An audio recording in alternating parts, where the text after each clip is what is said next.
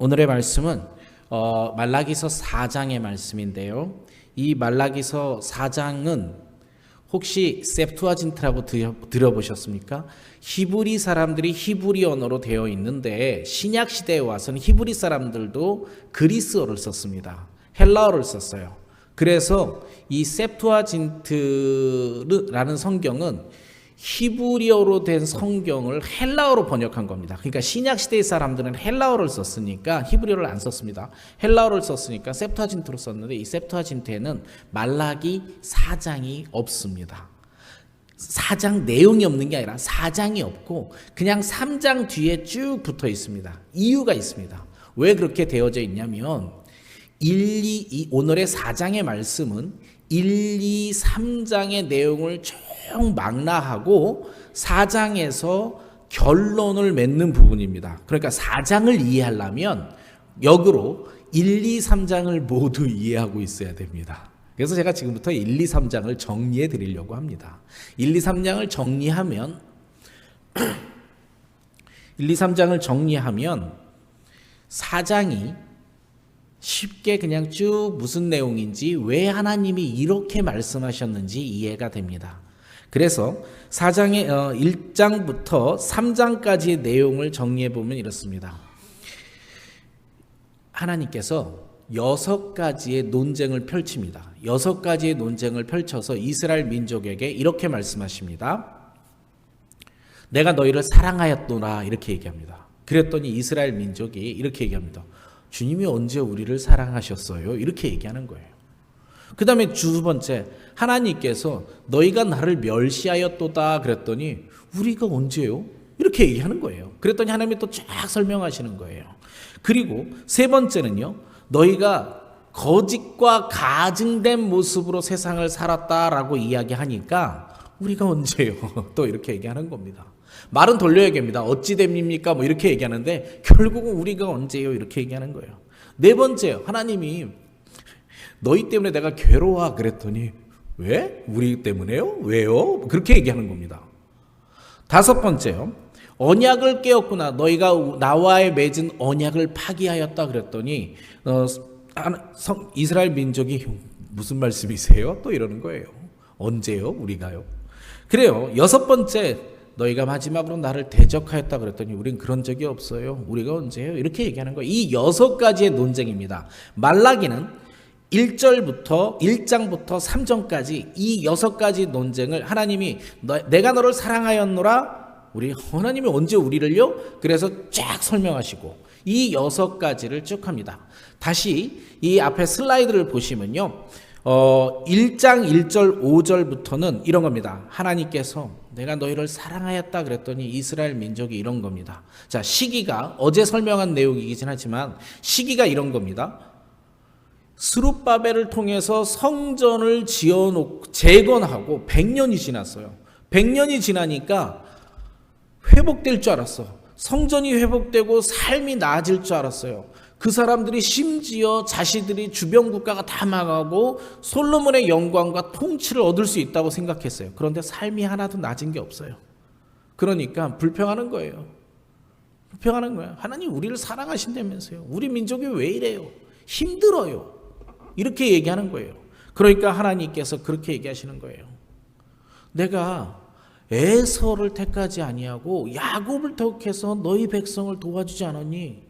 결국 에서는 망하게 만들어주고 너희들은 회복시켜주지 않았니? 라고 변증하시는 겁니다. 네, 두 번째요. 1장 6절에서 2장 9절까지 하나님이 너희들이 나를 멸시하였노라 그랬더니 우리가 언제요? 우리가 언제 하나님을 멸시했어요? 그랬어요. 그렇게 얘기했더니 하나님이 너희가 제사 드릴 때 제사장들이 병들고 눈 멀고 흠 있는 짐승을 가지고 나한테 제사 예배 드리지 않았니? 너희들이 그런 마음으로 나를 멸시하니까 심지어 너희들이 다스리는 총독에게 가봐라 이거 갖고 기뻐하겠냐 이렇게 물어보십니다. 세 번째요. 너희가 거짓과 가증된 모습으로 세상을 산다고 얘기했더니 이게 무슨 말이세요? 우리가 어찌됨이세요? 이렇게 얘기합니다. 하나님께서 이렇게 얘기하십니다. 너희가 이방인과 결혼하고 제사를 너희들 마음대로 이방 스타일대로 드리고 레위기에 제사법이 있는데 그걸 안 지키는 거예요. 또 하나님께서 미워하는 이혼을 하고, 그리고 마지막으로 너희가 사람을 학대하였노라 이렇게 얘기하십니다. 다음이요. 네 번째, 하나님이 너희들 때문에 괴롭다라고 얘기했습니다. 그랬더니 하나님이 우리가 언제 하나님을 괴롭혔어요? 이렇게 얘기합니다. 사람들이, 이스라엘 백성들이. 그리고 하나님이 변증을 이렇게 얘기합니다. 하나님의 정의가 어디 있냐 이렇게 얘기해요. 하나님의 정의가 없냐, 나라꼴이 이게 뭐냐, 거의 이렇게 얘기하는 겁니다. 그렇게 얘기하니까 하나님이 무엇이라고 변증해 주냐면요, 내가 이방인도 사랑하고 이 느느베와 같이 좌우를 모르는 백성이 많아서 내가 그들도 사랑하고 끝까지 구원하기 위해서 인내하고 기다린다라고 변증하시는 겁니다. 다섯 번째요, 너희가 언약을 깼다. 어저께 설교의 주제 내용이에요. 하나님께서 모세를 통해서 내가 너희와 혼인관계의 계약을 맺었다라고 언약을 맺었는데 이스라엘 백성이 다른 신을 섬기는 거예요. 그러니까 하나님께서는 배우자가 바람핀 것과 같은 느낌을 받아서 간음하였다라고 이야기를 합니다. 그런데 하나님께서 놀라운 거는 이 결혼관계의 언약을 깨시는 게 아니라 새로운 언약을 주십니다. 새로운 언약을 주셔서 그 언약 위에 이번에는 내가 너의 하나님이 되고 너희는 나의 백성이 되리라 라고 이렇게 새 언약을 덮어서 계속해서 이스라엘과의 관계를 유지해 주십니다. 여섯 번째요, 하나님이 너희들이 나를 대적하였다 그랬더니 이스라엘 백성이 우리가 언제 무슨 말로 대적을 하였습니까? 라고 이야기를 합니다. 그때는 하나님께서 이러는 거예요. 너희가 하나님을 섬기는 것이 헛되도다, 소용이 없다 이렇게 얘기합니다. 이 사람들이 100년을 기다리면서 하나님 섬겼는데 소용이 없네 그러면서 점점점 타락한 거예요. 이게 1장에서부터 3장까지의 변증입니다. 오늘 4장을 설교하겠지만 1장에서 3장까지 한 번에 이해하시는 것이 4장에서 왜 하나님이 이 말씀을 하고 계시는지 이해가 되기 쉽습니다. 설교에 숙제가 있어서 좀 죄송하지만 오늘 시간이 되시면 말라기를 1번부터 6번까지를 한번 기억해 보시고요. 말라기를 한숨에 4장을 다 읽어 보십시오. 그러면 한 번에 다 하나님이 이런 마음으로 말씀하시는구나, 하나님의 마음을 좀 헤아리기가 쉬울 수 있습니다. 자, 이제 우리로 돌아갈게요.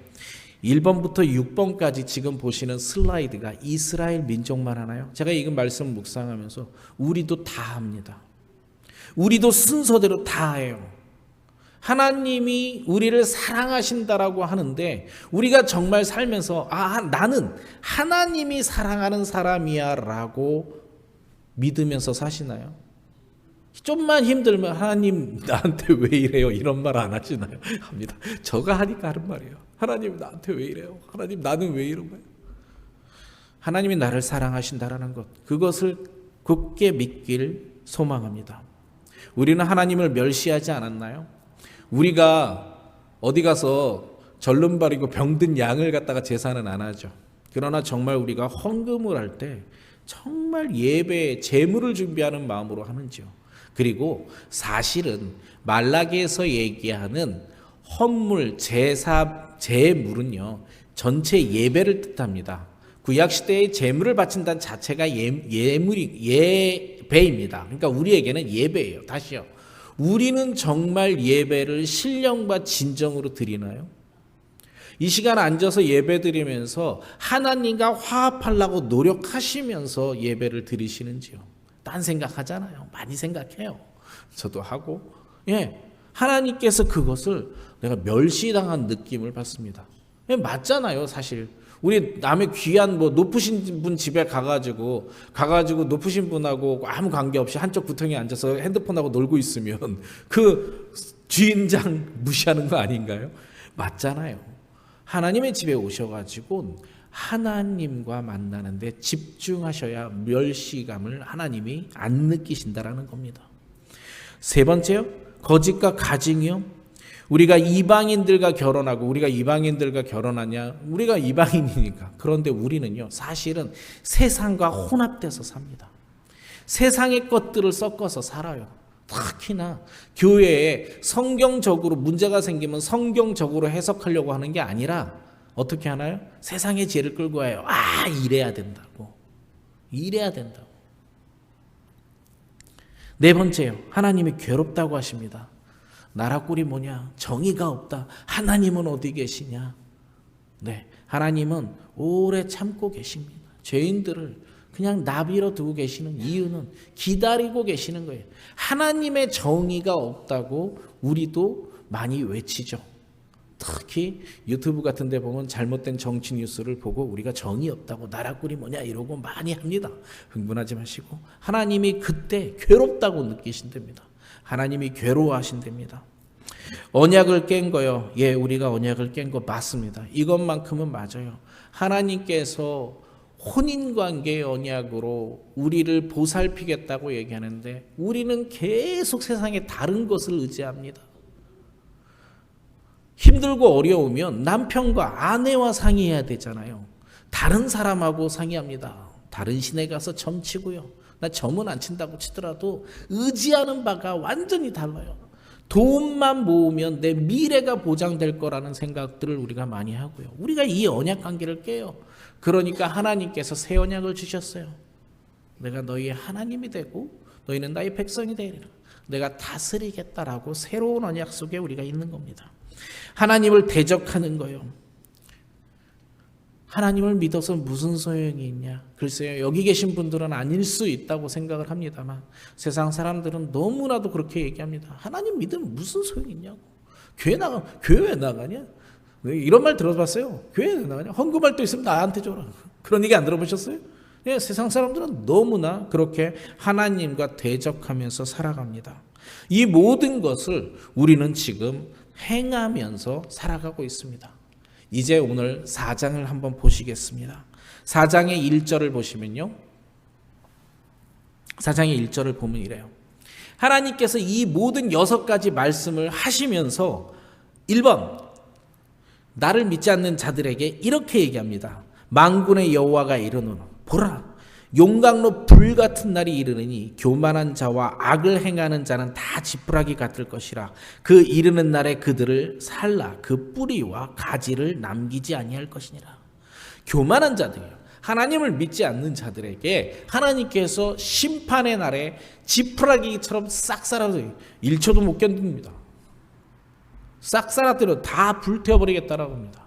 하지만 회개하고 돌아오는 주의 백성들에겐 2절과 3절과 같이 이야기합니다. 2절 내 이름을 경외하는 너에게 공의로운 해가 떠올라서 치료하는 광선을 비추리니 너희가 나가서 외양간에서 나온 송아지같이 뛰리라. 또 너희가 3절입니다. 또 너희가 악인을 밟을 것이니 그들이 내가 정한 날에 너희 발바닥 밑에 재와 같으리니 만군의 여호와의 말이니라. 여러분 좀 단어가 공의로운 해가 떠올라서라고 하는 단어하고 치료하는 광선 좀 낯설지 않습니까? 치료하는 광선. 예, 공의로운 해는 두 가지의 해석이 있습니다. 하나는 예수 그리스도를 해석하는 바도 있고요. 실제로는 새로운 해, 새로운 태양을 얘기하기도 합니다. 하나님께서 심판의 날에 예수 그리스도께서 다시 오셔서 우리에게 그가 빛이 나는 빛이라고 하셨잖아요. 그 빛을 주시면 우리는 치료될 것이다. 그런데 이게 병적 치료만 얘기하는 게 아니에요. 영적으로 마음으로 육과 영을 다 치료하시는 거예요. 상처받으신 분, 외로우신 분 예수 그리스도의 빛을 쬐시기 바랍니다. 치료의 광선이 올 겁니다. 그러나 다른 해석은 진짜 새로운 해가 될 수도 있습니다.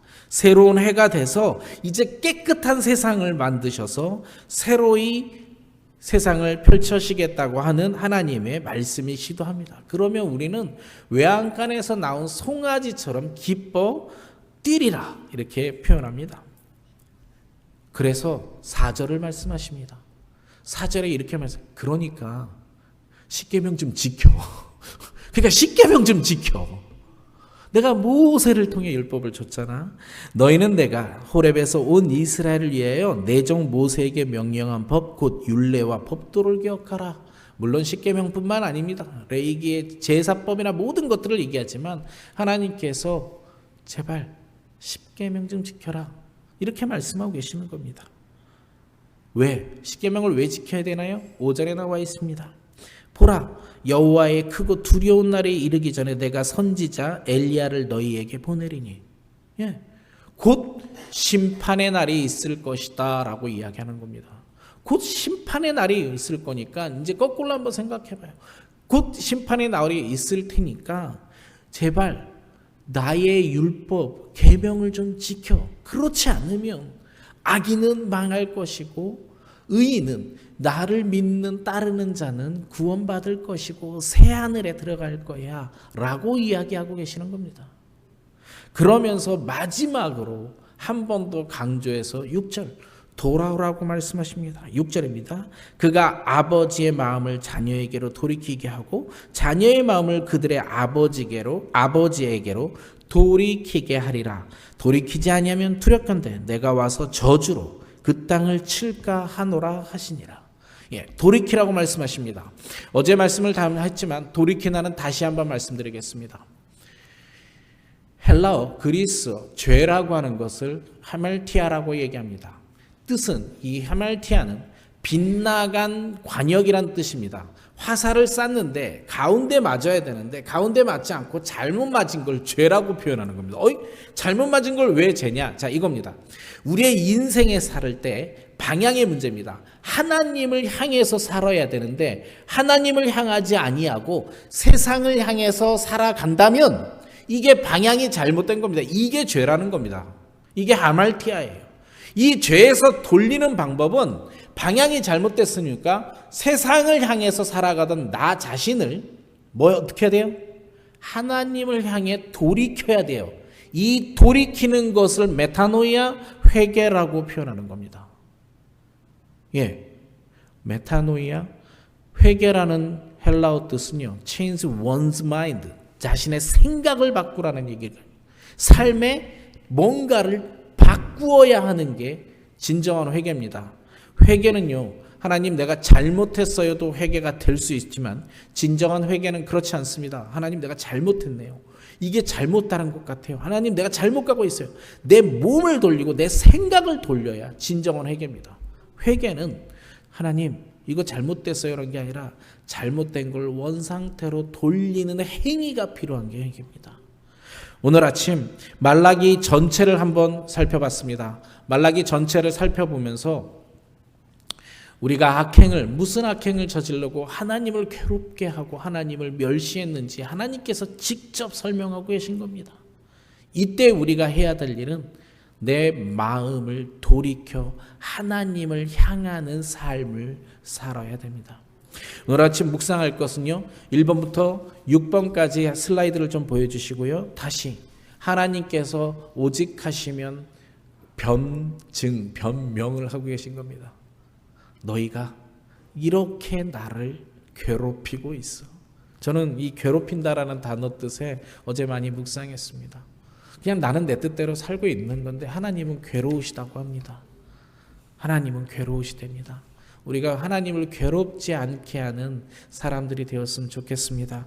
1번부터 6번까지 잠시 1분간 묵상하면서 하나님 나는 이렇게 살았네요. 이렇게 잠시 묵상하고 합심 기도하시겠습니다.